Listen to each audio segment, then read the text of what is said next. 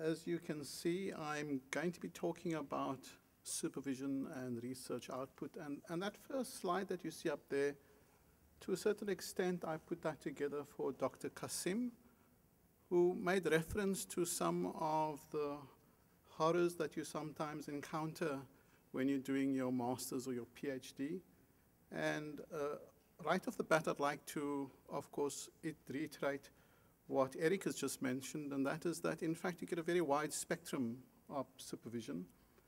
And I don't think you need to go away from here completely terrified about the process that you're going to go into. But just maybe mindful about what you're going to get into, and to ask the very important questions that has been raised by the previous speaker. And of course, you'll find that there are going to be a number of common threads that in fact link the talk that I'm doing today to the previous two speakers. And of course, the one important thing is that it should be very clear in your mind why you're doing your PhD. That's a very important question that you need to answer to yourself before you go into this process that can be quite exciting,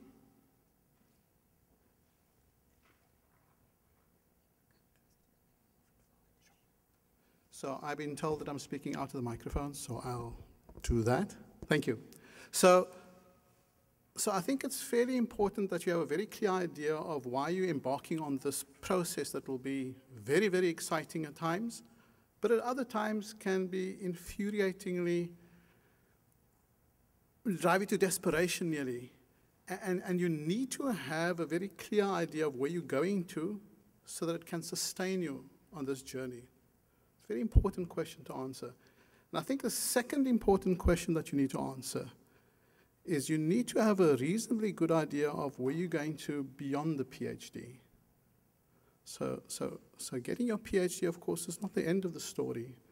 It's leading you. It's a continuous journey that is going to go on, and you need to know where you're going to. Now, in the very first talk that Dr. Maharaj presented to you, she also showed this slide, which comes from the same source, of course, which talks to the very many different opportunities that people can actually follow once they complete their PhD. They can either stay in academia, become a research supervisor, lead their own group, eventually ending up as an associate professor or professor. But as you can see on the slide behind me, it's really only a small percentage of those who finish their PhDs who go that route.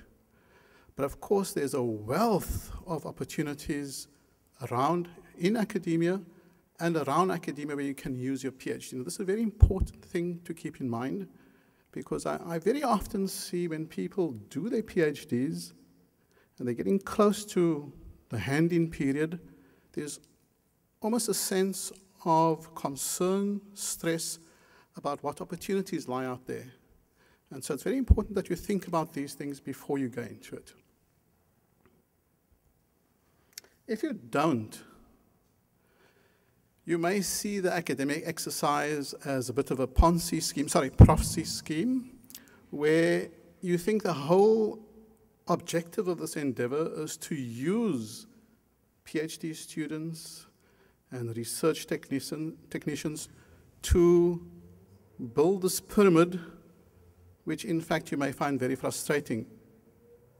But you should rather see this process as one where you're involved in a collaborative, collective research endeavor, where of course the objective is to generate new knowledge as a PhD. And of course the second objective here, in my mind, is to enjoy yourself. It should be fun. It should be something that you're excited about. It should be something that you want to wake up in the mornings about, and you should make your way as fast as possible to the laboratory so you can start answering those questions that you've been thinking about the night before. So you shouldn't end up being frustrated about the opportunities.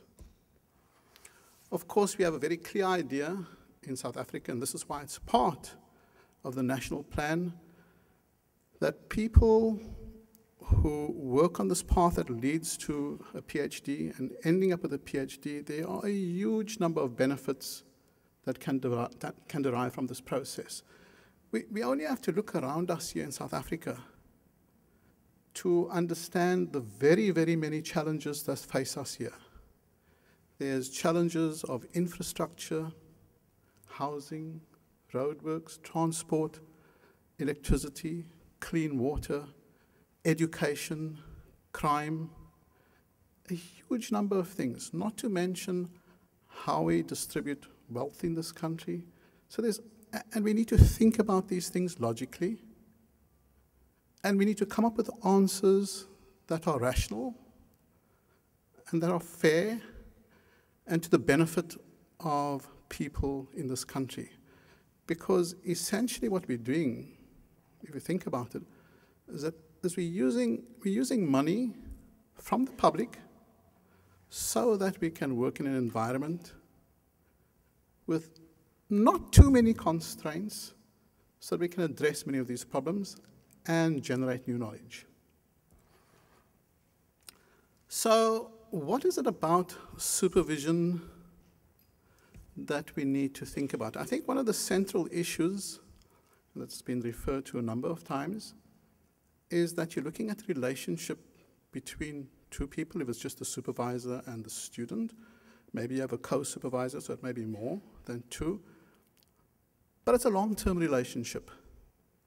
And one or two speakers referred to the possibility that this relationship may be more important than the marital relationship. And I don't want to go into that now because my wife may just hear of this talk and she may just have another discussion with me. But it's a very important relationship. It's going to last something like between 4 years, maybe 5 years. The important thing to keep in mind is that there's very often a very large discrepancy, difference in the age between the PhD candidate and the supervisor. Often, the PhD candidate may be fairly young, in their mid-20s is what I've often seen. The experience may be intensely emotional because, as I said, it could be hugely satisfying when you get information that is consistent with what you'd like to see, and all the data confirms that when you analyze it. Or it could be incredibly frustrating, and you'll find that your personality will grow, positively we hope, as you work your way through your PhD. And it's going to affect your confidence, this process, and we hope that it's a positive effect on your confidence.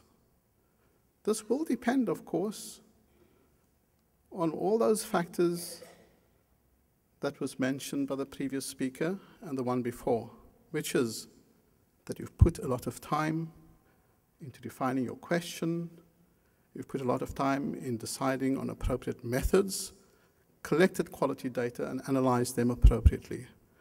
These things are all important, but when they come together, you come away with a very strong foundation and a competent scientist, we hope. So, what do I see as the role of the supervisor? There are a number of higher order roles that I suppose I could define. And as has been pointed out, this role varies quite a bit between disciplines, but you'll also find that the role varies substantially within disciplines, depending a lot on the personality of the supervisor, but also on the experience of the supervisors. And so there's a wide play in, I think, what you can expect to find. And so this is why it's so important that when you embark on your PhD project, one of the questions that you want to be asking is, do I have an idea of how this potential supervisor interacts with their students? What's the supervision style? And is it something that I can manage?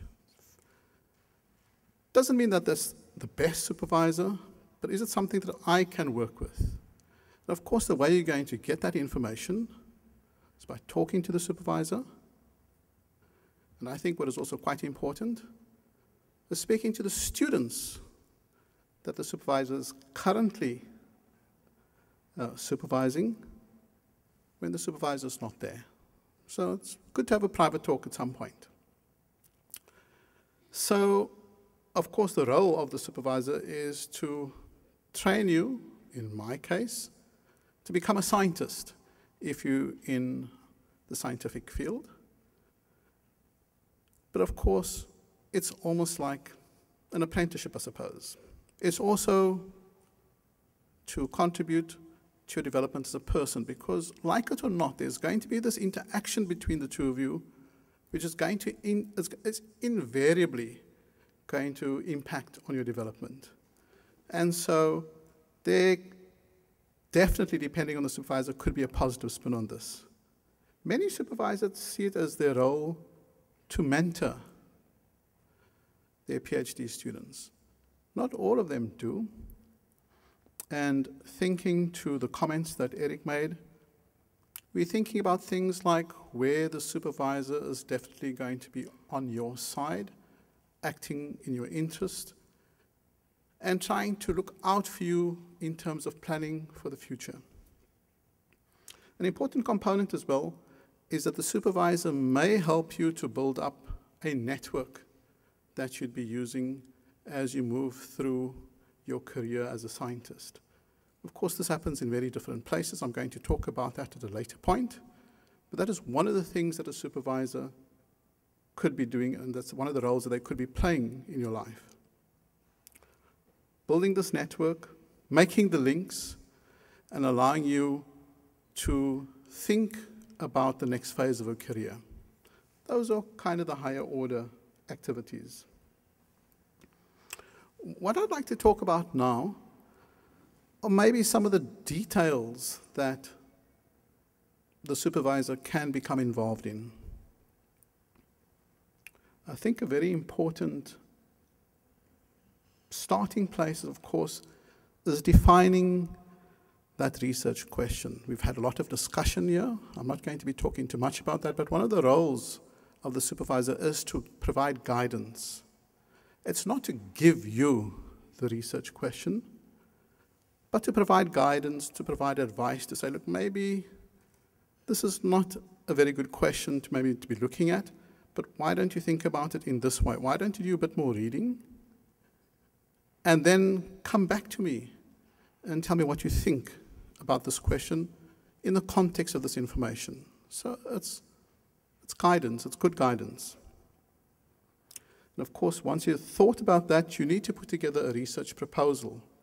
And this research proposal is very important because most universities require the PhD student to submit that research proposal, which will go to the research committee in the department or in the faculty, to sit and look at it independently, to kind of decide whether it's a good question, given the background, and whether all the elements are in place for that research to take place.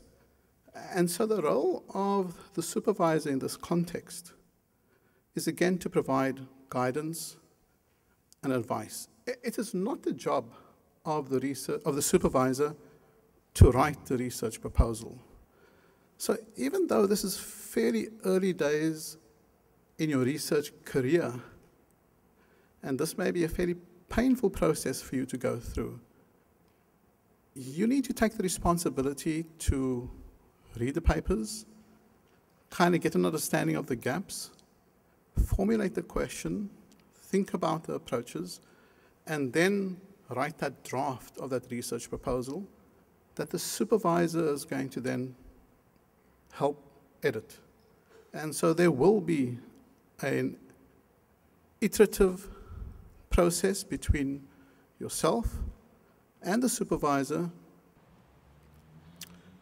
That, of course, in the experimental sciences, is going to require that the supervisor had previously written research grants to access funding to provide that supporting infrastructure in the laboratory. And so if you think about it, essentially the supervisor also has some kind of responsibility to the funding body, because no doubt part of the questions that you're going to be addressing is going to be contained in the research proposals that the supervisor has written to acquire that funding. So you're going to be working in that particular context, and so there's certainly a responsibility that the supervisor has to the funding body, and just so you're going to have this responsibility to your supervisor so that you can complete the task that you've agreed to do. Now, the next point that I'll make is that there's graduated support. And what I mean by that is when you come in as a new PhD student, there's going to be an assumption that you're going to be needing more support than what you're going to be needing 2 years or 3 years down the PhD. And so most supervisors would accommodate for that. The understanding would be that you may come in not quite understanding the methodological approaches, some issues regarding data analysis, the quality of the data. And so right at the beginning, I would expect that there'd be quite a bit of support so that you gain these skills. Your expectation should be that there's a reasonable amount of meetings, once a week perhaps, between yourself and the supervisor, so that you can get and acquire some of these skills. Some of them, of course, will be based on interaction between yourself and the supervisor. And if you go into a laboratory where they have a reasonably good structure, where there's some PhD students who've already been there for 2 or 3 years, some postdocs, a lot of that training and support will come from your peers. Now, I can't stress, and I think it's been mentioned before, I can't stress enough how important it is that you go about collecting your data, acquiring the methodological skills, analyzing the data as appropriately as possible.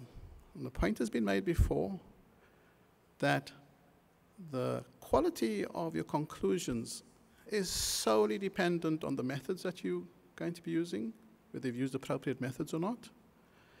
And it's highly dependent on the quality of the data that you've collected and the reproducibility of that data.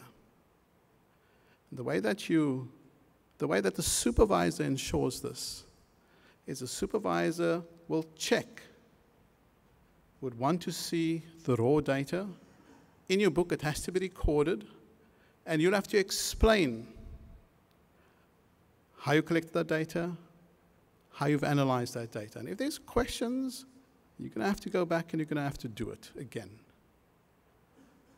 Because this is the training place. This is the place where you learn those important foundations. If you don't learn them here, you'll go away, you'll generate very bad data afterwards as a researcher, and it won't take very long for people to attract a label as somebody who generates bad data, who does bad science, and in fact that is clearly going to impact on your ability to attract funding from the funding agencies. Make sure that you get the basics, learn those hard things, and stay with it. And if your supervisor criticizes the way you do things, you've got no choice. You've got to take it on your chin. As long as you know that your supervisor is coming from a place where they have your concern at heart, I think you're going to have to take that on your chin, change the way you do things, do it better. But that's the role of the supervisor. Of course, the one component is actually doing the work, recording the work is another component. Recording the work properly, and then writing up that work, which of course is fairly closely linked to writing your thesis. And what I always recommend to the students is to try and summarize the information on a 6-monthly basis so that they have a very good report about what has happened over the past 6 months, well written, because when you get to the point when you're writing your thesis, it's fairly easy to take information where you have good quality figures, good quality text, and incorporate that into your thesis. And those reports go to your supervisor, they're edited, they go back to you, and you work through them. So you'll see this common thread. In my mind, the thread here is that you don't wait till the end of your thesis, the end of your project, 4 or 5 years down the line, and then start writing your thesis. Things become a bit difficult at that point, because sometimes it's only at this point when you pick up that you have gaps, that the data wasn't collected appropriately. And then you may extend your PhD by another year or 2. So I think consistently working through your write-ups is a fairly important component. Of course, another important function that you're going to perform as a scientist is that you're going to be having to present your data in public fora. And so part of the training that you should be getting as a PhD student is you should be given opportunities to present your data and concepts as papers in public meetings. And so in most universities, most faculties, you'll find that they have data clubs, they have journal clubs, and the function of those really twofold. The data clubs is to present your data in a place where people can look at the data with a fairly objective eye, with a new eye, and then comment on the quality of the data, and also to assess your progress. And you do that in a way so that you gain experience in presenting your data in a clear, concise manner. The other component is where you're presenting papers, journal clubs, which is new information, to an audience so that we can have a good scientific discussion. And I think we'd probably struggle to find a department that doesn't make those opportunities available to their students. And so your role, of course, as a student is to make sure that you grab those opportunities and that you, as often as possible, create opportunities for yourself to engage in this kind of public discussion. And of course, the last of these functions that I think I could like to mention is that, of course, a supervisor will provide feedback on your writing, whether as short reports that you write, or whether it's part of the thesis. That feedback is critical during the research phase. So I've spoken a bit about the supervisor and mentioned the fact that, of course, your supervisor's approach may vary quite considerably. What do I think I'd like to see in a PhD candidate? And of course, there's a long list there. There's a long wish list.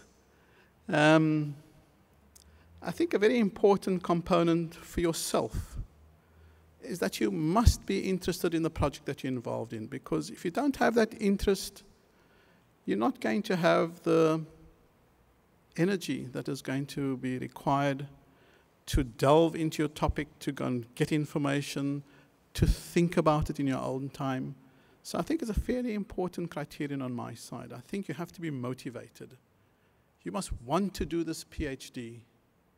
You must know why you're doing it, because it's that motivation and drive that is going to carry you through this PhD journey. I think it should be very clear in your mind that by the end of the PhD, you should be at a place where you're working largely independently of your supervisor. It's not your supervisor's role to hold your hand all the way to the end of your PhD. By the time you get to the end of your PhD, I think you should be thinking independently about the kind of questions that you're asking, about the data analysis, and about the conclusions of the questions that you've asked and the information that you've gathered.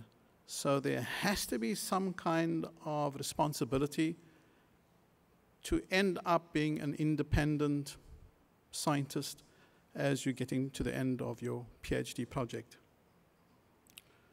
This will help in the confidence that you're going to require, because at some point you're going to generate data, you're going to be in a meeting, there may be a Nobel Prize winner in the seminar that you're sitting in, and you need to present some data, and it's only this confidence and this knowledge that you have about the quality of the data and the quality of the analysis that you put together that will carry you through. So this is very, very important.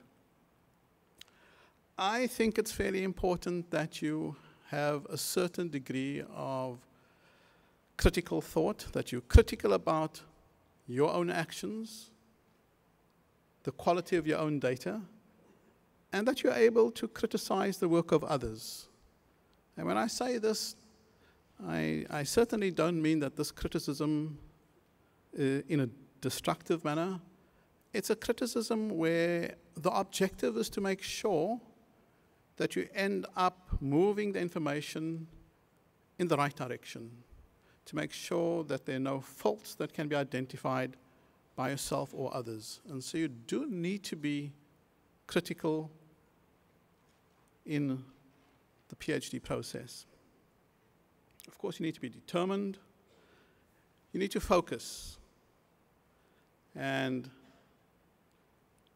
I certainly think that it's fairly important that you be prepared to put in the time. And I think this is a fairly contentious issue. In some environments, perhaps even in laboratories, some students may feel that they work more effectively at night, for example, because maybe there's less pressure on pieces of equipment, that they feel that they think more effectively when there are not too many people around them. But I think there are a number of issues that one has to keep in mind as a PhD student. The first is that very often you're working in a community in a laboratory where you're often surrounded by people who may be able to offer advice and support. And so I think it's fairly useful in the beginning to make sure that you put the hours in and that you do it within the normal time frame. And we often, certainly at our faculty, we occasionally have issues where students would prefer to work out of normal hours. It does become a problem. I don't think one is wanting to limit that kind of freedom in terms of when one is wanting to work. But I think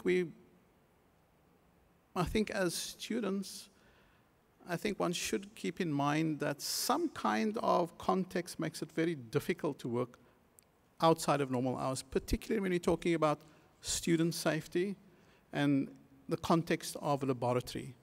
And so I think when you're thinking about working hours, it may be difficult to consider working out of normal working hours if you're looking at a laboratory context. And that is certainly the experience that we've had in the faculty that I come from.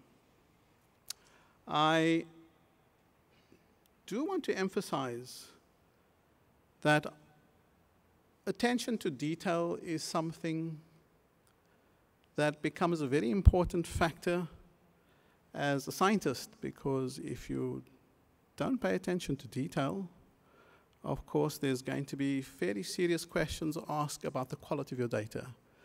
And so from my students, I'd like to see them paying attention to detail. I'd like them to pay attention to time frames that we agree on as students. And so this comes back to the points that have been raised by the first two speakers. If you agree to a time frame in terms of when a certain piece of work is to be completed, stick to that time frame. Make sure that you do the work within that time frame, if it's, of course, reasonable. Because I think it's the lessons that you learn here in your PhD that you carry forward with you into your work life afterwards. And so if you learn good time management skills in your PhD, in the end, as an independent scientist, you will then exercise those good time management skills.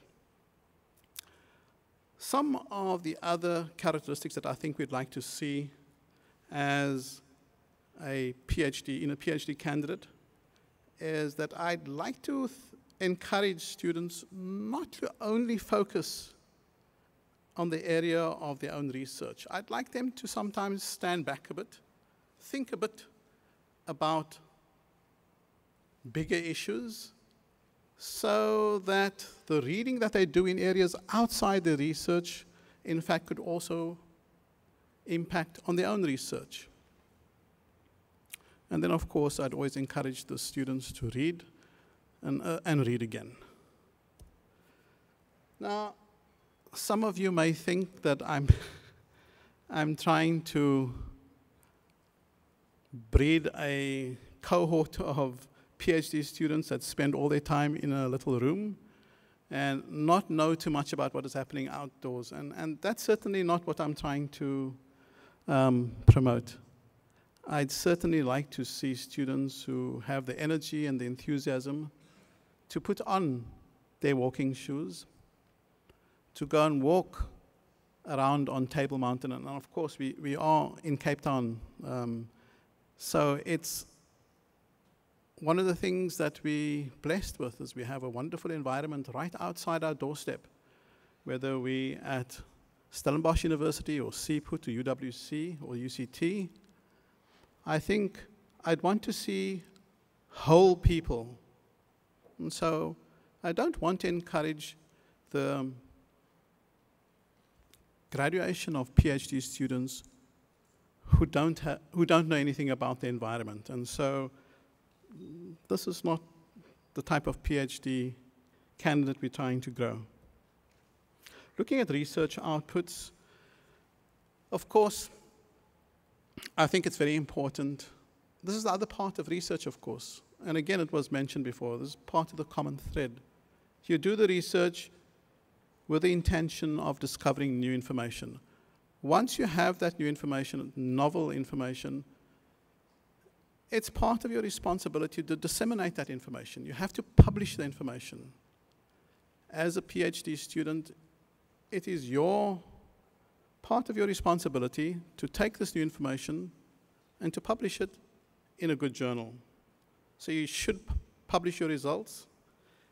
I'd recommend that you publish it in accredited journals. Check the impact factors. My recommendation would be that it's more important that you publish your data in a journal with a good impact factor than one with a lower impact factor. So check that, because that kind of talks to the relevance, the importance of your data. If it's possible, see whether you can collaborate with other students in your laboratory so that you have more opportunities to publish if it makes sense. And I have a very strong recommendation, and that is that you should try and see if you can publish your data before you write your thesis, if at all possible.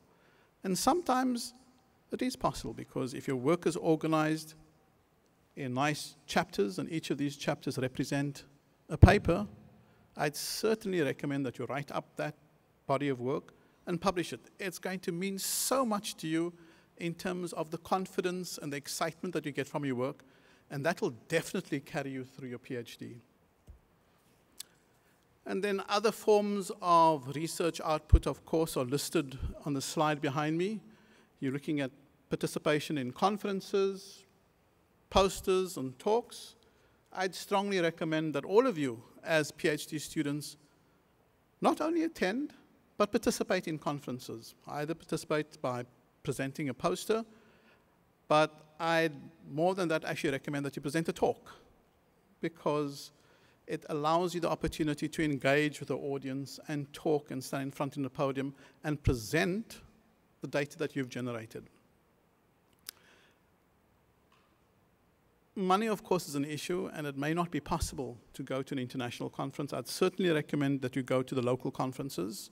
It's an important point here, because when you go to local conferences, you meet the other scientists and the other students in your field. You start putting together a network which may become important when you think about postdoctoral opportunities or employment opportunities. And so you need to go to those local conferences. And if there's money, certainly recommend the same for the international conferences, but it's expensive. But the same holds. You build up those networks, and you build up opportunities for the other phase of your career, post-PhD. Now, of course, we get to the other important output of your research project, your PhD, and that's your thesis. And of course, some students have been going on their project and doing their thesis for so long that the most common refrain that you see when you ask them about their PhD is, says, please don't ask me about the PhD because it's bugging them. However, if you plan, again, the same common thread, if you plan your project fairly early on, it will help limit the stress associated with writing that PhD. So plan the thesis fairly carefully, do it at an early stage, write reports or write chapters when you can, hand it into the supervisor, get comments back, respond to those comments timelessly, so that by the time you get to the end of the thesis, you're kind of a good way into writing that thesis already, and there's already a body of information that you can use to write that thesis. So stay focused.